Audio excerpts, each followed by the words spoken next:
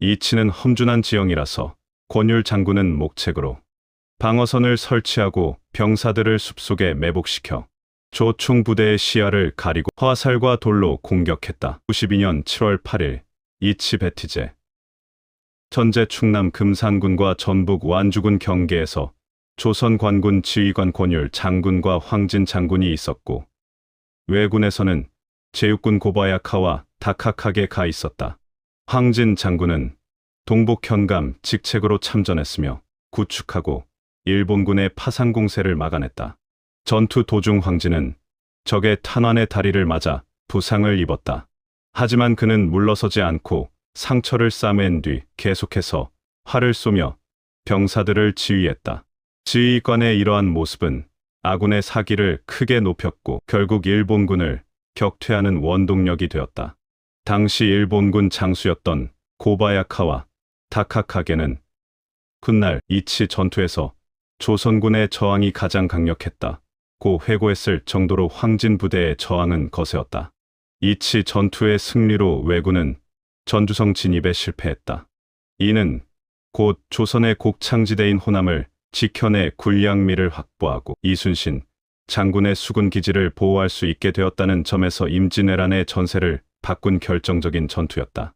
이치 전투의 공로로 황진은 익산군수와 충청도 조방장을 겸하는 것으로 승진하였으며 1593년 2월 전라병사 선거일을 따라 수원에서 왜군을 맞아 싸웠다. 3월에는 충청도 병마절도사가 되어 안성으로 옮겼다. 여기서 군대를 훈련시키고 대오를 정비해 죽산성에 있는 왜군과 대치하였다. 이때 토요토미 히데요시의 가장 강력한 부대인 칠본창 중에서도 공이 가장 컸던 칠본창 우두머리 후쿠시마 마사노리가 안성성을 탈취하려고 할 때 마사노리 부대가 점령하고 있던 죽산성을 탈환하고 왜군을 상주까지 추격해 대파하였다. 진주성으로 들어갔다. 그리고 성을 굳게 지키며 9일간이나 용전하다가 장렬하게 전사하였다. 뒤에 좌찬성에 추증되고 진주의 창렬사, 남원의 민충사에 재앙되었으며 시호는 무민이다. 제2차 금산 전투가 다가오고 있었다. 승려로는 전국 최초로 의병을 일으킨 승장 영규가 금산으로 계속 집결하는 왜군 규모가 심상치 않고 전라도 절제사인 권율 장군도 전령을 통해 관군과 의병이 힘을 합쳐 수륙병진 작전을 펼쳐야 함으로 기다려 달라고 서신을 보냈으니 기일을 늦추어 전라도 관군과 합류한 뒤에 공격하자라고 제안하자 조원은 금산성의 왜군은 비록 우리가 대적할 만한 상대는 아니나 우리의 격앙된 충의와 높아진 사기에 편승하려 함이오라고 하면서 조원이 승군 800명은 철수하려는지를 묻자 서산대사 제자인 승장 영규는 우리 조원공을 혼자 죽게 할 수 없다 라고 하시며 함께 순절하시었는데 조원 의병장이 장남 조안기와 함께 먼저 순절하시는 것을 보고 나서도 후퇴하지 않고 끝까지 싸우셨다.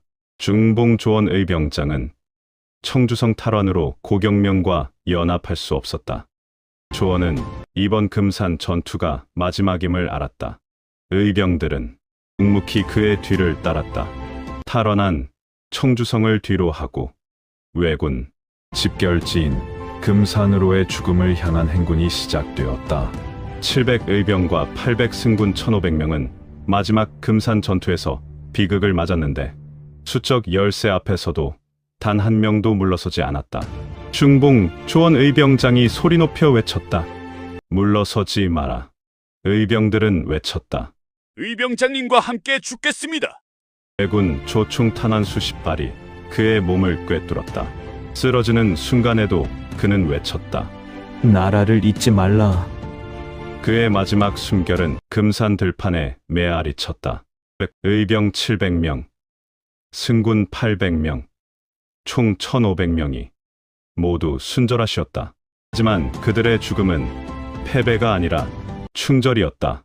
현지 주둔 장군 대회의에서 결정한 사항으로는 이순신한테 바닷길이 끊겨 가난한 육지 공급선만 남아있는 취약한 상태에서 전라도 지역으로 진출하려고 할 때마다 저항이 너무 거세고 조선 관군과의 전투에서 승승장구하던 여태까지와는 달리 죽음을 불사하고 달려드는 의병들 앞에서는 왜군 병사들이 두려워하기 시작해 사기가 많이 떨어졌고, 이렇게는 전쟁 수행이 어렵다고 하여 곡창 지역인 전라도 지역으로 진출하는 것을 보류케하였다. 웅치 전투 정담 장군에 대해 승려 출신 외장 안코쿠지 NK가 조선국 충성스러운 의사들의 무덤을 조문하노라라는 비문을 세워준 일화는 유명하지만, 제2차 금산 전투의 조원 의병장에 대한 왜군의 반응은 그 결이 달랐다.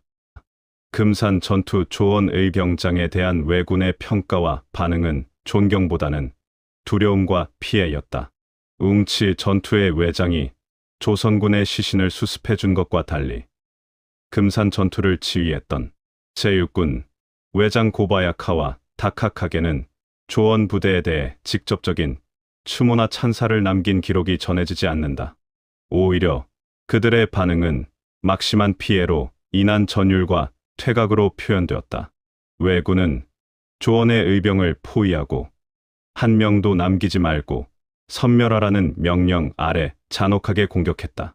이는 조원 부대의 기세가 그만큼 위협적이었음을 반증하는 것이다. 전투 자체는 왜군이 승리하여 의병 전원이 순절했으나 왜군 또한 이 전투에서 막대한 사상자를 냈다.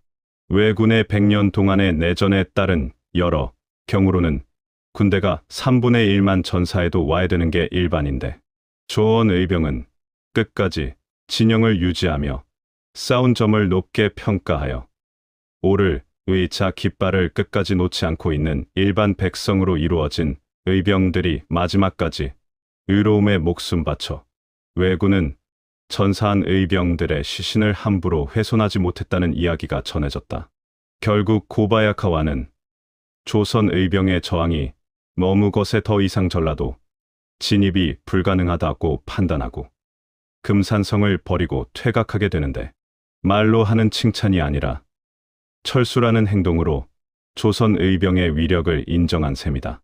정담 장군의 경우 적장조차 감복하여 예우를 갖춘 인간적인 감동의 일화가 남았다면, 조원 의병의 제2차 금산 전투는 적의 간담을 서늘하게 하여 스스로 물러나게 만든 전략적 승리와 처절한 투혼으로 왜군에게 기억되었다고 볼 수 있다. 왜군의 목표였던 전라도 곡창 지역 점령을 원천 봉쇄했다. 또한 왜군이 금산성에서 물러나면서 육지에서는 의병이 나라를 지켜내게 되었다. 조원과 학문을 함께했던 동인과 제자들은 금산전투의 의병 시체를 한 곳에 묻게 되었는데, 후세는 그들을 금산 702사라 부르며 전사한 승려도 함께 모시고 있는 곳이 702총이다. 일제강점기 당시 일제는 임진을 한 때 왜군에 맞서 싸운 의병들의 항일 정신이 조선인들에게 고취되는 것을 두려워하여 1940년 조직적으로 702총과 비석을 훼손하는 만행을 저질렀다. 1940년 당시 금산 경찰서장이었던 일본인 이시카와 미치오가 702총에 세워져 있던 중봉조선 생일군 순위비를 다이너마이트로 폭파하여 깨뜨려 버렸다. 비석뿐만 아니라 702사가 모셔진 사당 종용사를 헐어버리고 702총 무덤까지 훼손했다. 심지어 702총에 딸린 땅을 강제로 팔아넘겨 그 일대를 폐허로 만들었다. 비석이 폭파된 후 인근 마을 주민들과 유림들이 깨진 비석 조각들을 몰래 수습하여 땅 속에 묻어두거나 보관하며 지켜냈다. 1945년 광복이 되자 주민들은 땅에 묻어두었던 비석 조각들을 다시 꺼내 오랫동안 깨진 상태로 보관되다가 702총 성역화 사업이 진행되면서 떼진 조각들을 이어 붙여 비석을 다시 세웠다. 지금 금산 702총에 가면 복원된 순위비를 볼 수 있는데, 비석 표면을 자세히 보면 깨졌던 조각들을 다시 이어 붙인 금이 갔던 균열 자국이 남아있어 일제의 훼손 만행과 이를 지켜내려 했던 우리 민족의 아픈 역사를 생생하게 증언하고 있다.